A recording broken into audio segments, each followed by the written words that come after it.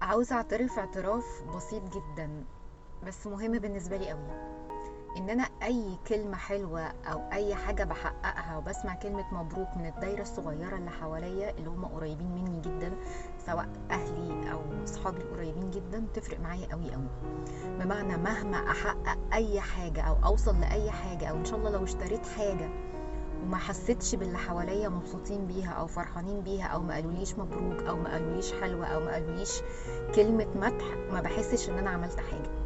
مهما نجحت واللي حواليا سقفولي، مهما عملت حاجات حلوة واللي حواليا قالوا لي انها حلوة، لو ما سمعتهاش من ناس معينة مش بحس ان انا عملت ده.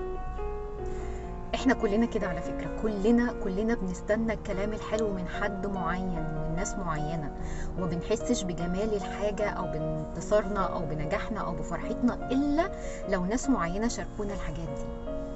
فيا ريت نركز بس مع الناس اللي محتاجه منا تسمع الكلمه الحلوه دي، وما نقولهاش لاي حد كده. احنا كلنا بنشجع اصحابنا وبنشجع زمايلنا وجيراننا وكل حاجه، بس صدقوني الكلمه الطيبه من حد معين بيكون مستنيها قوي، بترفعه درجات حقيقي.